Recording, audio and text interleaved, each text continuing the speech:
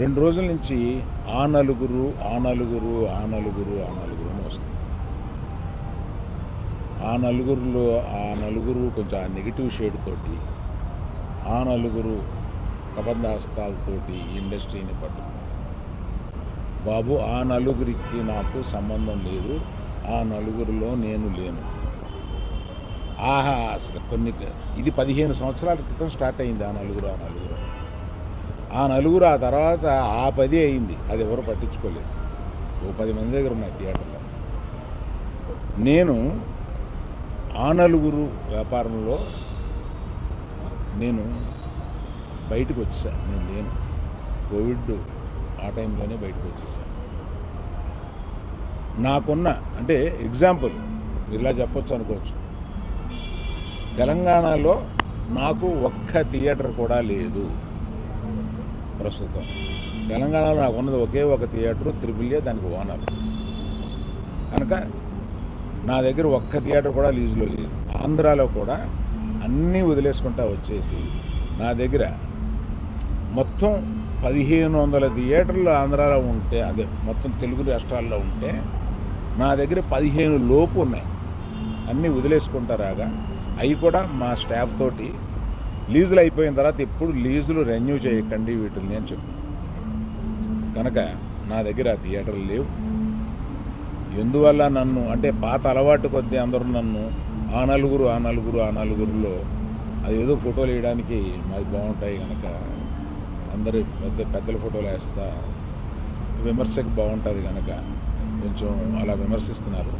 నేను దయచేసి మీడియా మిత్రులను అడిగేది ఏంటంటే, ఆ నలుగురు అని వేసేటప్పుడు నన్ను కలపకండి. నేను లేను, ఆ వ్యాపారంలో లేను. నేను అన్నీ వదిలేశాను.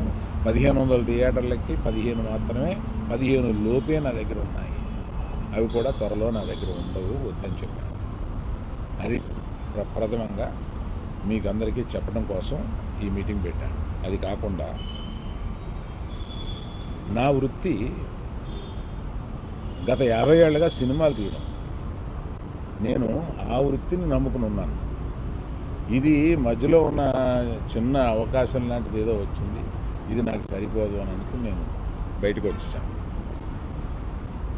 1వ తారీఖు నుంచి మేము థియేటర్లు మూసేస్తాం అన్న దీని మీద ఆంధ్రప్రదేశ్ మన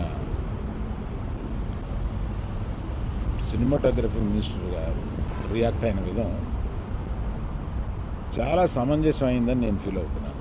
ఎందువల్లంటే నాకు కూడా మీరు ఆన్ రికార్డ్ చెప్తున్నాను, ఈ థియేటర్లకు సంబంధించిన ఏ మీటింగ్లోనూ నేను వెళ్ళలేదు. నేను కావాలని వెళ్ళలేదు, నాకు ఇష్టం లేదు. ఈ థియేటర్కి సంబంధించిన 3 మీటింగులు జరిగినాయి. 3 మీటింగ్లకి నేను వెళ్ళలేదు. వెళ్ళకపోగా మా గీతా ఫిల్మ్ డిస్ట్రిబ్యూటర్స్ని కానీ అదర్ అసోసియేట్ మా అరవింద్ గారు మాట్లాడడం జరిగింది. అరవింద్ గారికి ఉన్నది ఆయన ఒక క్లారిటీ ఇచ్చాడు. ఆయన మొత్తంలో అలా 15 థియేటర్లు ఉన్నాయి అని చెప్పడం అది నిజం.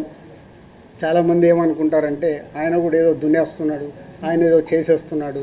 ఆయన క్యూబ్ అనే కంపెనీలో, వాళ్ళు ఎప్పుడో పెట్టిన కంపెనీలో ఆయన పార్ట్ ఆఫ్ ద క్యూబ్. ఇట్లా ఇదే వ్యాపారంలో ఉన్నప్పుడు ఇప్పుడు నేను దిల్ రాజు డ్రీమ్స్ అని కొత్తగా స్టార్ట్ చేస్తున్నాను. కొత్త వాళ్ళ కోసం అనే ఒక కంపెనీ కొత్తగా వస్తుందని స్టార్ట్ చేస్తున్నాను. అవి కొత్తగా వస్తున్నాయి కాబట్టి నేను కొత్తగా ఆలోచించి వెళ్తే 10 ఏళ్ల తర్వాత దిల్ రాజు గారు ఎందుకు పెట్టుకున్నాడు అంటే నేను ఏం చేయగలను? 10 ఏళ్ల తర్వాత క్వశ్చన్ వస్తుంది. ఒక కొత్తది వస్తున్నప్పుడు మేము ముందుకు వెళ్తాం. ప్రభుత్వాలని కలుపుకుంటూ ఇండస్ట్రీకి ఏం కావాలి, ప్రభుత్వాలు చేస్తేనే ఇండస్ట్రీకి ఏ సమస్య వచ్చినా ప్రభుత్వాలే చేయాలి.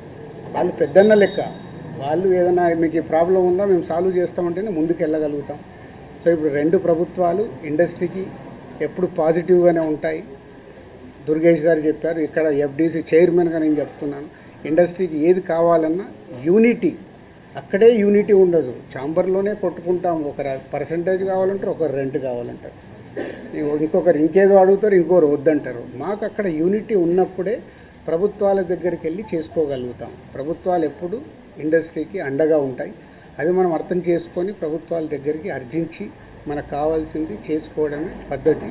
సో ఇప్పటికన్నా ఈ ఎపిసోడ్కి తెరదించి నెక్స్ట్ ఎగ్జిబిటర్స్కి ఏదైతే ప్రాబ్లమ్స్ ఉన్నాయన్నారో 30th ఛాంబర్లో ఈసీ మీటింగ్ ఉంది.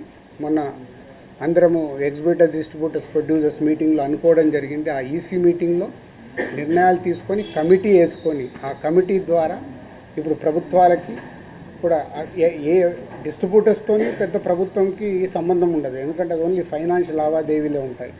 ఎగ్జిబిటర్కి, ప్రొడ్యూసర్స్కి ప్రభుత్వంతో కనెక్షన్ ఉంటుంది. ప్రొడ్యూసర్ అంటే సినిమా తీయాలి, వాళ్ళకి పర్మిషన్లు కానీ టికెట్ రేట్లు కానీ ఎక్కడైనా ఏదైనా ఈవెంట్ చేయాలంటే ప్రొడ్యూసర్కి కావాలి. ఎగ్జిబిటర్కి ఏమో ప్రతి సెంటర్లో వాళ్ళకి మొత్తం గవర్నమెంట్తో లింక్ అయి ఉంటాయి. ఈ రెండు ఇంపార్టెంట్ టు కనెక్ట్ గవర్నమెంట్. వాళ్ళ ప్రాబ్లమ్స్ గవర్నమెంట్కి చెప్పి, తెలంగాణ గవర్నమెంట్ కానీ అటు ఆంధ్ర గవర్నమెంట్కి కానీ మేము చెప్పి వాళ్ళ సమస్యలు సాల్వ్ చేయించి ముందుకెళ్తాం.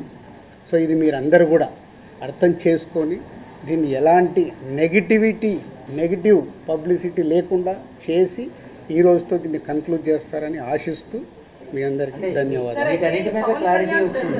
అయితే ఆయన పవన్ కళ్యాణ్ గారు చెప్పింది ఏంటంటే ప్రభుత్వం ఏర్పాటైన ఇన్నాళ్ళకి కూడా ఫిల్మ్ ఇండస్ట్రీ నుంచి ఎవరు ముఖ్యమంత్రి గారిని కలవలేదు అనేటువంటిది కూడా ఒక విషయం క్లియర్గా ఆయన చెప్పడం జరిగింది. సో మీరందరూ కూడా ప్రభుత్వం ఏర్పడిన తర్వాత ఉప ముఖ్యమంత్రి పవన్ కళ్యాణ్ గారిని కలవడం జరిగింది. ఆయన కూడా మీ ఇండస్ట్రీ నుంచి వచ్చిన వాళ్ళు కాబట్టి, కానీ ఆ తర్వాత కూడా ఎందుకని ఇనిషియేషన్ జరగలేదు ఛాంబర్ నుంచి కానీ మీ పెద్దల నుంచి కానీ? ఇప్పుడు మాకున్న కమ్యూనికేషన్ అదే. మళ్ళీ ఇప్పుడు పెద్దలు అని అంటే ఇండివిజువల్. మళ్ళీ ఇక్కడ ఏమవుతుందంటే నాకు ప్రాబ్లం ఉంటే నేను పరిగెత్తా, నాగవంశీకి ప్రాబ్లం ఉందంటే ఆయన పోయి టికెట్లు తెచ్చుకుంటున్నాడు, మైత్రోళ్ళకి ప్రాబ్లం ఉందంటే వాళ్ళు పోయి టికెట్లు తెచ్చుకుంటున్నారు. అంటే ఈజీ యాక్సెస్. నా ప్రాబ్లం కదా ఇది, నేనే వెళ్ళాలి కదా అని ఇండస్ట్రీ తరఫున డ్రైవ్ చేసి తీసుకెళ్లాల్సింది ఓన్లీ ఛాంబర్. ఆర్ ఇప్పుడు ఆర్టిస్టుల సైడ్ అంటే మూవీ ఆర్టిస్ట్ అసోసియేషన్. ఛాంబర్ ద్వారా అడిగితే 2 సార్లు మేము కలవడం జరిగింది. ఎఫ్డీసీ ద్వారా అడిగాము అపాయింట్మెంట్, మాకు ఇంకా అపాయింట్మెంట్ రాలేదనేది వాళ్ళ దగ్గరికి వెళ్ళి వచ్చింది. ఎందుకంటే నేను లాస్ట్ ఇయరే ఛాంబర్ ప్రెసిడెంట్. వన్స్ నేను ఛాంబర్ ప్రెసిడెంట్ నుంచి బయటకు వచ్చాక ఎఫ్డీసీ చైర్మన్ అయ్యాను, కాబట్టి నా ఫోకస్ దగ్గర. సో ఇక్కడ ఎఫ్డీసీ చైర్మన్ నా పనులు చేసుకుంటే ఫోకస్. మాకు ప్రాబ్లం ఉన్నప్పుడే ఛాంబర్కి వెళ్తాం. ఇది నిజం, దీంట్లో ఏం అబద్ధం లేదు. మాకు ప్రాబ్లం లేకుంటే ఎవ్వరము ఆ ఈసీ మీటింగ్కి వెళ్ళి అటెండెన్స్ వేసి బయటకు వచ్చేస్తాం. ఇప్పుడు కళ్యాణ్ గారికి ఏదైనా కోపం వస్తే పెద్దన్న అన్నాను కదా, పెద్దన్న తిడతాడు, పడతాము, ఏముంది. వాళ్ళ హర్ట్ అయ్యారు కళ్యాణ్ గారు, హర్ట్ అవుతూ మమ్మల్ని తిట్టే అధికారం వరకు ఉంది కదా, అట్లా ఆలోచిద్దాం. కళ్యాణ్ గారి గురించి నేను 22 ఏళ్ళ నుంచి చూస్తున్నాను. ఆయన కోపం వచ్చినప్పుడు ఆయన కోపపడేలాగా ఎపిసోడ్ జరిగింది, కానీ వారి సినిమానే టార్గెట్ చేశారనేది ఒక నెగిటివ్గా వారి దగ్గరికి వెళ్ళింది. అది కాదు ఇది ఇక్కడ జరిగింది.